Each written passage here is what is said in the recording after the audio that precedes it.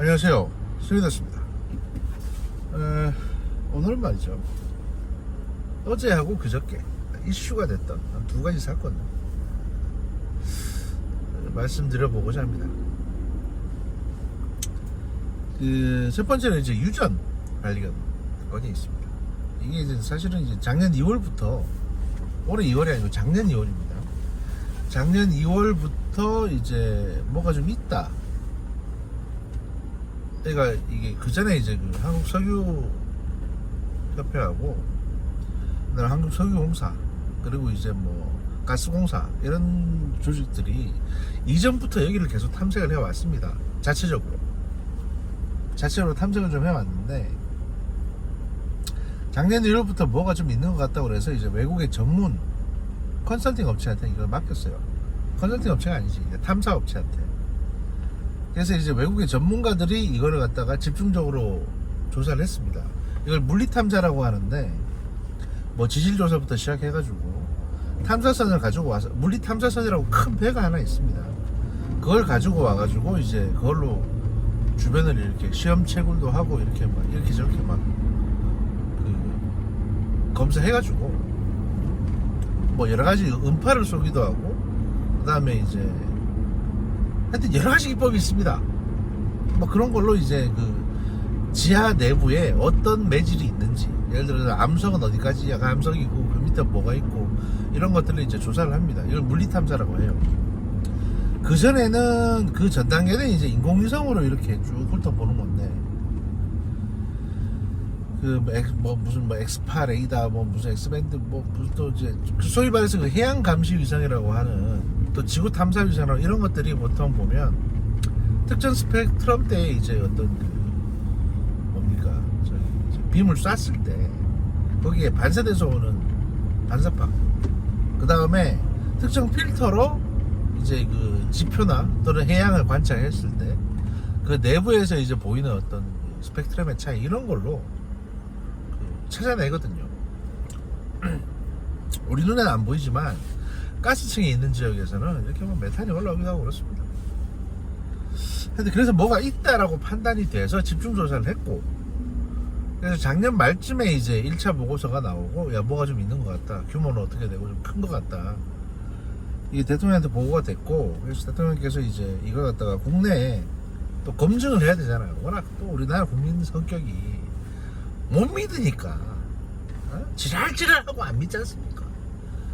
그러니까 외국 업체한테 맡겼다 그러면 뭐 미국 놈들이 뭘 아냐 뭐 이런 식이니까, 미국 놈들이 알면은 와서 나 포갔겠지 그러고 막. 그러니까 이제 국내 여러 기관들에서 그걸 보내가지고 그 검토 보고서, 그 다음에 검증 자료, 이런 것들을 갖다가 다시 재검증을 했습니다. 그래서 최종적으로 전부 여러 기관에서 검증을 했고, 최종적인 결과가 뭐가 있는 것 같긴 하다, 그래서 결론가 나왔어요. 그래서 지금 이제 시추 결정이 내려진 겁니다. 이제 그래서 아마 올해 말쯤에 이제 시범 시추를 하게 될 겁니다. 구멍을 한 5개 뚫어가지고 몇 미터 아래에 뭐가 있는지, 압력이라든지 이런 걸 또 계산을 하겠죠. 그래서 이제 만약에 이제 뭐가 있다고 그러면, 현재로서 추정치는 천연가스가 그러니까 30억 배럴에서 140억 배럴, 그러니까 천연가스로 따지면은 이제 한 30년 정도 쓸 수 있는 분량입니다. 우리나라가 펑펑 쓸 때 평균 사용량. 그 다음에 석유는 한 4년 정도 쓸 수 있는 분량, 우리나라가. 그러니까 그냥 가스층이 있다는 얘기죠. 섞여 있긴 한데 기본적으로는 천연가스층이라고 보여지는 겁니다, 지금. 왜냐하면 석유는, 그 원유층은 사실은 이제 뭐 중동이나 뭐 동남아 이런 데 가면 원유가 있는데, 우리나라 쪽은 좀 없어요. 근데 이제 가스층은 꽤 있거든요. 가스층은 꽤 있고, 또 평양 앞바다에도 뭐 큰 원유층이 있다고 듣긴 했습니다. 하여튼 뭐 없는 건 아닙니다. 없는 건 아니고, 그러니까 찾아내는 기술의 문제죠, 사실은. 그래서 이걸 이제 어제 발표를 했습니다. 발표를 했는데, 발표를 하고 나니까 이제 뭐 별 얘기가, 물론 발표 자체가 좀 아쉬운 부분은 있습니다. 뭐냐면 이런 걸 알았으면 4월 총선 전에 좀 발표 좀 하시지. 첫 번째 하나. 두 번째는 이런 걸 발표할 때도 사실 기술적인 그게 필요해요. 예를 들면 정무적으로 판단을 할 경우에 지금 상황을, 우리가 처해 있는 상황을 판단해야 되거든요. 지금 우리가 처한 상황을. 무슨 얘기냐면 그 대통령 지지율이 지금 거의 뭐 20% 초반대까지 떨어졌지 않습니까? 갤럽 조사에 의하면. 그렇기 때문에 이런 상황에서는 뭘 해도 오해받기 딱 좋습니다. 예를 들어서 지금 시험 중간고사를 쳤는데 수학시험을 빵점 맞았어요. 그런데 뭐 무슨 수학 경진대회 나가겠다 뭐 이러면은 어느 부모가 그거를 갖다가. 근데 그게 하필이면 공부 열심히 했는데 빵점 맞은 게 아니라 그날 아침에 뭘 잘못 먹었어. 그래서 빵점 맞은 거야. 근데도 불구하고 수학 경진대회 나가겠다 그러면 일단 내 손에는, 부모 손에는 수학 빵점 맞은 시험지가 들었는데 에라이 새끼야 이러면서 이제 그러겠죠 당연히. 그러니까 지지율이 이렇게 바닥일 때 꼭 발표를 해야 되냐. 두 번째는 지지율이 이렇게 바닥일 경우에는요, 대통령이 직접 나서서 발표하지 마시고 뭐 산업부 차관이나 에너지 차관이 있습니다. 그 다음에 몇몇 이제 연구소 박사들 이런 애들한테 먼저 발표를 시키고 대통령은 뒤에 빠져 있다가 자 오늘은 되게 좋은 날이다 이러면서 이제 막 이런저런 분위기를 잡는, 이러면 이제 전반적으로 나라의 경사가 되거든요. 그런데 이 발표의 꽃길을 꼭 대통령이 가야겠다, 이거는 사실 약간 좀 무리수를 두신 게 아닌가 라는 생각이 듭니다. 이게 잘못하면 만약에 뚫어봤는데 안 나오면 그럼 그대로 독박 쓰는 거예요. 물론 나오겠지, 나올만 하니까 이제 발표를 하셨겠지만 하여튼 그런 문제가 있습니다. 그건 두 가지 문제가 있고, 반면 이제 민주당 인간들은 진짜 좀 그런 게, 이게 국가의 경사 아닙니까? 그러면 축하해주면 되잖아. 근데 무슨 주가 조작이네, 뭐 컨설팅 업체 주소를 검색을 해봤더니 뭐 무슨 뭐 이상한 조그만 단독주택이 나오네. 당연히 그럴 수밖에 없어요. 그 양반들의 사무실은 물리탐사선이라는 큰 시추선입니다. 그 배처럼 생긴 배가 있어요. 그게 배처럼 생긴 배란다. 하여튼 배가 있는데 그게 사실상 본사고, 그 사람들은 돌아다니면서 일하는 사람들이지 무슨. 그러니까 그 사람들의 경력이 중요하지 그 사람들의 어떤 그 사무실이나 번듯한 빌딩 이런 게 중요한 게 아닙니다. 돈은 얼마나 많은데 그냥 다 알부자들인데. 그런 얘기하면 하여튼 저 해외에서 저기 조롱탕이에요, 조롱. 근데 어떻게든 폄하하려고. 그러고 뭐 천공이 무슨 보름 전에 얘기를 했다는 둥, 5개월 전에 얘기를 했다는 둥. 그거 말이죠. 지금 천공이라는 사람이 올린 저기 유튜브 동영상이 몇 개인지 아십니까? 13만 개입니다. 13만 개. 아니 13만 개가 13,000개. 13,000개면요. 내가 지금 이 스미데스 정분실도 내가 몇 년 됐는데 아직 400개가 안 됐는데 13,000개면은 그 안에 없는 얘기 찾는 게 더 어려워요. 그리고 무슨 일만 터지면 그걸 검색을 하고 앉았어. 뭐 나는 민주당 인간들이 오히려 저 천공을 더 믿는 것 같아요. 그냥만 해다니고 다니는 꼬라지를 보세요. 아유, 내 성질 같았으면 저도 진작에 벌써 그 인간 하여튼 저기 저 머리카락을 다 그냥 삭발을 시켰을 텐데. 하여튼 뭐 그렇습니다. 그래서 저 지금 매장돼 있는 거를 최대치로 계산을 했을 때, 평균치로 그냥 적당히 계산했을 때 한 2,000조는 넘는 것 같아요. 원으로 따지면 한 2,000조 원의 가치가 있다. 그러니까 우리 국채가 지금 한 1,000조가 넘었거든요. 국가 부채가. 요거는 갚고 1,000조 남죠. 게다가 이거 보통 이렇게 이제 자원이 보통 나오면 이거는 국가에 부과됩니다. 그렇기 때문에 이런 것들은 예를 들어서 국민연금이라든지 또는 건강보험 재정에 편입시켜가지고 여기다가 수익금을 그 연금이나 재정을 풍성하게 할 수가 있습니다. 그걸 또 어차피 딴 데 투자할 거니까. 뭐 국부펀드라든지 뭐 노르웨이 같은 나라도 그 유전에서 나오는 이익을 갖다 이런 식으로 재투자하고 또 그래서 이제 거기서 나오는 수익금을 국민들한테 이제 배분하기도 하고 그렇게 해요. 또 세금을 깎아준다든지. 그러니까 어떻게든 우리나라에는 큰 경사일 수밖에 없습니다. 계획대로 쭉 된다고 하면. 그리고 이런 이슈들은 사실 어느 정도 윤곽이 잡히면 국민들한테 보고를 드리고, 왜냐면 이게 몇천억짜리 또 탐사 예산이 들어가기 때문에 일단 국민들한테 보고 드리는 게 맞는 거고, 야 뭐 석유 나오면 그때 얘기하라고 그러는데 그건 사실 말도 안 되는 소리고요. 어느 정부가 결과 나올 때까지 기다리는 정부가 어디 있습니까? 이것도 진짜 정치고 홍보인데, 무슨 윤석열 정부가 뭔 죄진 것도 아니고 그건 그렇게 말씀하시는 거 아니에요. 다음 이슈는 우리 저 김정숙 우리 돼지 할머니, 우리 김정숙 여사님, 제가 뭐 인도를 왜 갔네, 인도가 누구 초청을 받아 갔네 안 갔네 뭐 이런 얘기 하고 싶지 않습니다. 내가 뭐 그 저간의 사정을 잘 아는 것도 아니고 그냥 아니 뭐 인도 갔다 오실 수는 있어요. 갔다 올 수는 있는데 문제는 비용이 비용이 한 6,200만 원, 6,300만 원 정도 기내식 비용으로만 집행이 됐습니다. 그냥 일반 식비가 아니라 기내식 비용으로만.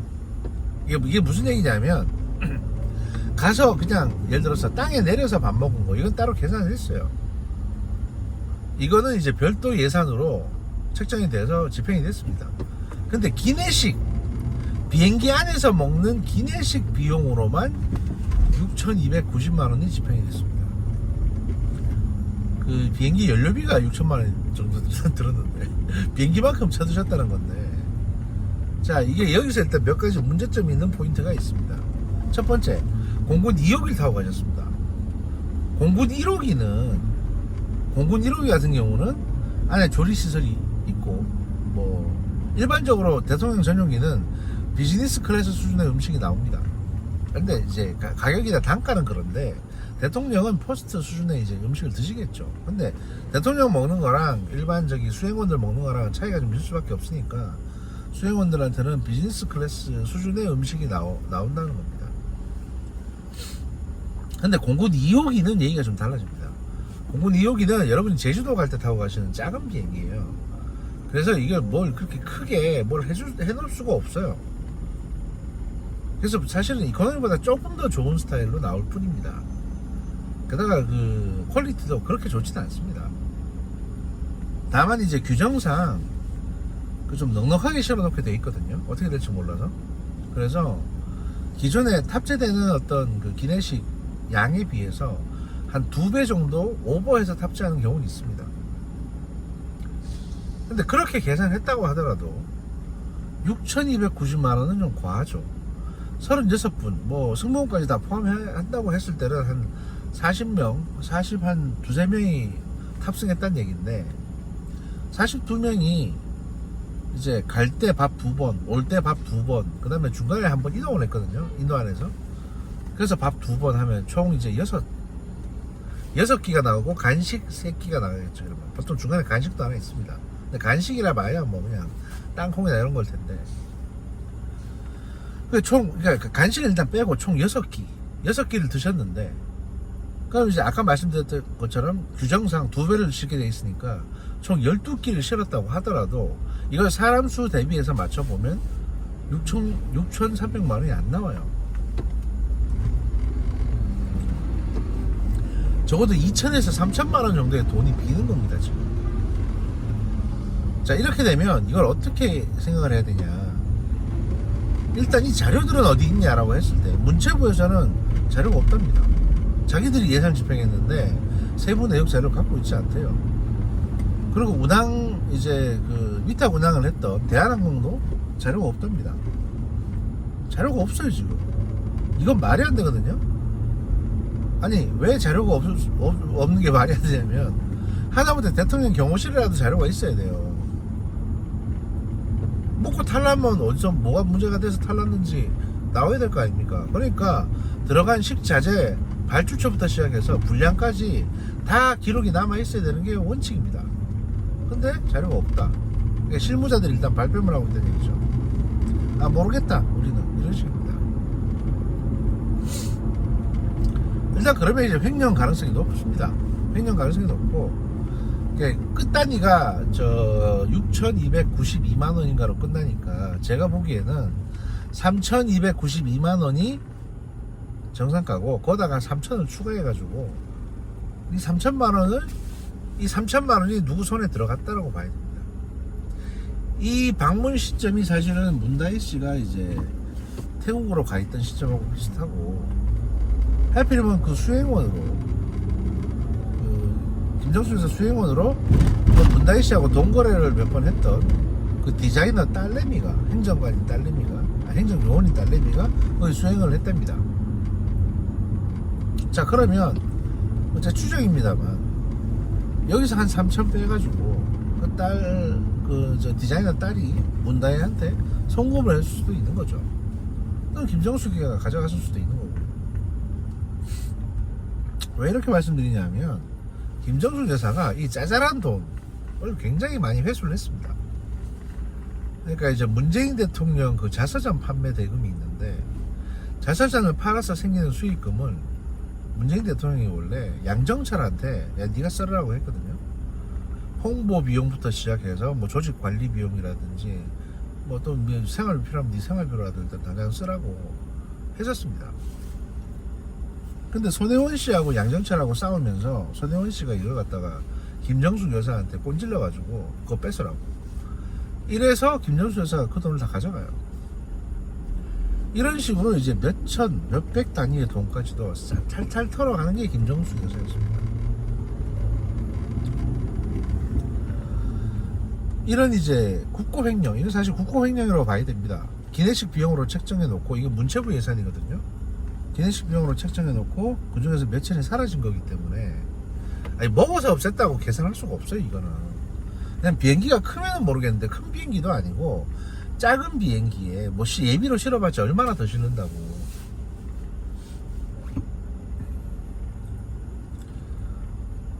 바꿔 말하면 문체부 장관 도정환 씨가 일단 이 내용을 몰랐을 리가 없습니다. 그러니까 도정환 씨의 어떤 그 묵인하에 또는 적극 지시하에 기내식 비용으로 한 6,292만 원을 올리고 이 중에서 한 3천만 원 빼가지고 상납했다 라고 봐야 됩니다.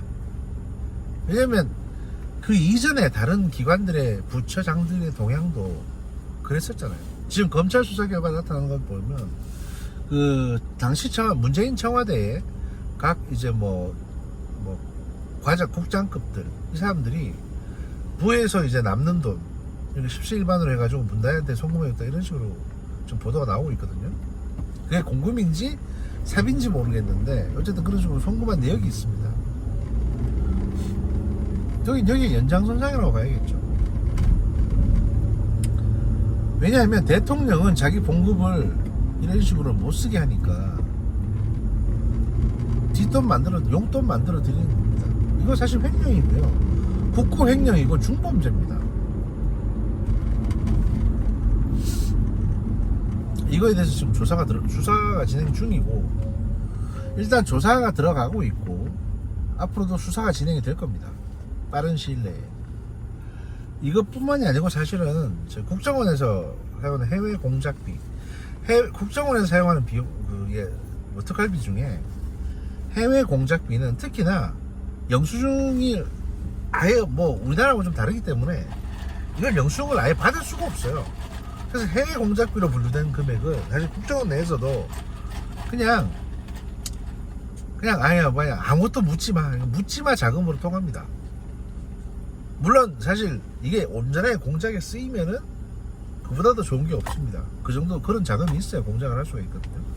왜냐면 해외에서는 다 매물 주고 해야 되니까 정보 활동을 위해서. 근데 이 돈의 일부가 당시 기조실장이었던 예산을 담당하는 게 기조실장입니다. 당시 기조실장이었던 박선원 씨의 묵인하에 그 김정수 여사한테 흘러들어간 정황이 포착이 됐습니다. 국정원 내에서 2022년도에 그러니까 윤석열 정부 집권하고 나서 2022년도 11월 달에 이런 정황을 포착을 하고 내사를 했는데 이건 뭐 중간에 애들이 인사 이동하고 막 이러니까 제대로 조사가 안 된 것 같아요. 이것도 사실은 뭐 특검을 해서든 아니면 검찰 수사를 해서든 조사를 해야 되는 부분입니다. 그러면 당시 2차장이었고 1차장인 박선원 씨가 할 말이 있겠죠. 박선원이라는 사람은 사실 능력이 그렇게 높은 사람은 아닌데 뭐 국정원장 특보로 있다가 문재인 정부 때 사람이에요.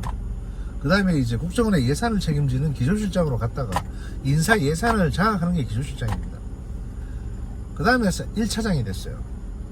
그러니까 사실은 능력이 안 되는 사람이 이렇게 승진한 건데, 전 박선원이라는 사람이 1차장이 된 것 자체가 소위 말해서 이제 김정숙 여사의 어떤 푸시가 있었지 않나라는 생각도 듭니다. 도와줬겠지. 조금 밀어준 거죠. 이렇게 국정원 특활비에서 몇 억씩 빼다가 옷값으로 하라고 밀어주니까 그렇겠죠. 사실 이쯤 되면 이 돈으로 전부 다 뭐 옷 사고 액세서리 사고 사치만 했을 것 같진 않고, 우리 김정수 여사님이 따로 고금초등 비자금 계좌가 있지 않을까라는 생각까지도 해볼 수 있는 겁니다. 합리적인 의심이 드는 거죠. 사람이라는 게 몇천씩 이렇게 돈을 빼다 보면 그 다음에는 아, 내가 이거 비자금을 좀 운영해야 되겠다는 생각이 들 수도 있거든요. 전 그래서 솔직히 그 비자금 계좌를 관리하는 게 과연 누굴까? 사실 문재인 대통령이 양산 사저 짓겠다고 10몇 억을 갖다가 지인한테 무이자로 빌렸다는데, 그 10몇 억을 관리하고 있는 뭐 기업 뭐 대표라는 사람이 있어요. 그 사람이 사실은 비자금 관리인이 아닐까 싶은 생각도 들거든요. 왜냐하면 돈은 말이죠, 돈은 가난한 사람한테 맡겨놓으면 위험합니다. 근데 부자한테 맡겨놓으면 위험할 게 없어요. 그냥 그 부자는 여러가지 사업적인 특혜를 좀 받고 선의로 돈 관리할 수 있는 거니까. 또 부자가 그 짜잘한 돈에 욕심을 내겠습니까? 결국에는 그 돈 빌렸다는 그 사람이 결국에는 이제 김정수 돈을 그냥 김정수한테 준 거 아닌가. 제가 뭐 그렇게 생각이 듭니다. 제 망상이고요. 나중에 수사해보면 결론이 나오겠죠. 하여튼 오늘 아침에는 여기까지 하겠습니다. 갑자기 말을 많이 하니까 배가 고파지네. 저도 좀 번듯하게 이렇게 영상 편집도 하고 막 여러가지 다양한 영상도 올리고 이래서 유튜브를 하면 진짜 떡상할 것 같은데, 그러면 제 신상이 위험해질 수 있기 때문에 그렇게까지는 하지 않고 그냥 이 아름다운 목소리로 여러분들에게 정확한 정보, 어디 딴 데 가서는 들을 수 없는 이 어떤 그런 아이디어를 들려드리는 거를 그냥 낙으로 삼고 있습니다. 트위터에서 뵙겠습니다. 감사합니다.